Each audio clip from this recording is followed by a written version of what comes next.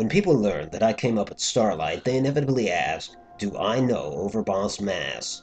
The short answer is no. That was years ago. People change. I know I sure did. I couldn't come to grips with what we had become, what we were doing. So yeah, I got the hell out of there. And the folks I left behind, well, I guess they just carried on in the tradition set forth by Drake at Mass. But I didn't really know him by that name. You see, to me, he was Lucky Hawthorne. Presumably, that was the name that his parents gave him. And when Lucky made the trip down to Boston, he was, I don't know, 14, maybe 15 years old. And he made the trip alone. However, he had made arrangements to meet a girl down there at Starlight Drive-In. The girl was Amber.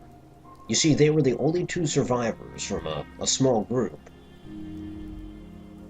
that came from northwest of Boston. And along his trip south, he didn't do any fighting. Mainly, he just hid from any threats. And the only people he saw was a group of traders. Years later, in retrospect, he swore that the traders were probably chem dealers. And if he was then the man that he would ultimately become, he would have killed for those chems. Or at least bartered for them. But back then, he was still somewhat innocent.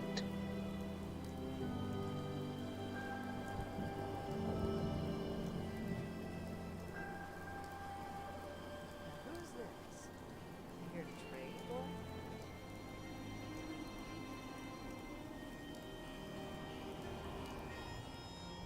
Hey, who are you? Name's Dreth. That's all you need to know. Now, you here for business? I ain't got all night. Let's scram. I got business to do. And lucky is lucky that those chem dealers didn't kill him just to loot his backpack. But they didn't. And he was a lucky son of a bitch, there's no question about that. Somehow, he never got sick when all the others did. Well, what I'm referring to is his parents. You see, his mom, she grew gravely ill. Some kind of flu, compounded by the radiation that they had all soaked up. And she was short for this world. It wasn't until after she died that the other adults started to get sick. Amber too. You see, all of the adults died. Amber's parents, Lucky's dad, and as I mentioned, his mom. And once they were all dead, well, Lucky said he wanted to head south, to a place that Amber's mom had often talked about, a drive-in. And Amber's mom would say that there was a man that lived at the drive-in, and when there were travelers or visitors, he would play a film through the projector. And that Amber's mom and dad would spend many a night watching films with this man. It was kind of a place that sounded so wonderful to kids, so much so that Lucky and Amber had determined to go there. However, Amber was sick, the same flu that the parents all had. But she was going to pull through. Lucky just wanted to move. He didn't even want to bury his parents. Amber did want to bury hers. So Lucky led the way, thinking that if he were gone, Amber would have no recourse but to follow. It was a gamble, but as stated, he was lucky. When he got to Starlight, there was no one there, save for a mannequin, who at first he thought was a person. No sooner did he approach it than he was ambushed by mole rats. One of them bit him, but that wasn't the worst of it. Once he made entry into the tower, he fell victim to a booby trap. Bitten and burned, this got his dander up.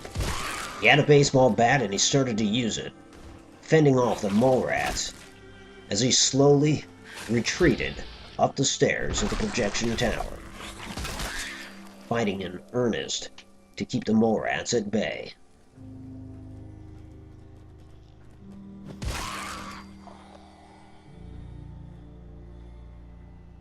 He didn't know how long he would have to stay here alone. He had this hope that the man that ran the movies would still be around. And in fact, he thinks that he found the man, or what was left of him. Lucky was all alone, his arm bleeding from the bite from the mole rat, his other arm burned from the explosion from the booby trap. He was beginning to lose hope. He feared that Amber might never arrive. But he was wrong. The next morning, in fact, Amber showed up. She made the journey despite being sick. This lifted his spirits immensely. He was enamored with the girl. That was kind of a fact that would be evidenced throughout my stay there at Starlight. There was a lot of work that would need to be done. Amber wanted to clean up the interior of the tower, and Lucky, he wanted to make sure there were no more mole rats lurking about. There were going to be plenty of mole rats, though. In fact, it would kind of become our staple diet. Their hides would make our clothes. Then Lucky, once they went outside, he spied another booby trap. He approached cautiously, and he disarmed it. He was so proud of the fact that he disarmed that booby trap. I mean, it was something any of us could have done later in our years, but this was the first bomb that he had ever dismantled. In fact, that same damn lunchbox sat on that counter for years. I think for the entire time that I lived there. Kind of like a trophy. He also picked his first lock right here. That little shed that contains the workbench. He wanted to get to it. So in desperation, he picked the lock. But before he could access the workbench, they were set upon by another mole rat. He decided to save the princess in peril. And that's something that he would continue to strive to do for the rest of his years. And so, they found the place, Starlight, and they determined to build a home here. Maybe it was child's dreams. It would end in such a dark way. But to answer the question, do I know over Boss Mass? No. I knew a kid named Lucky.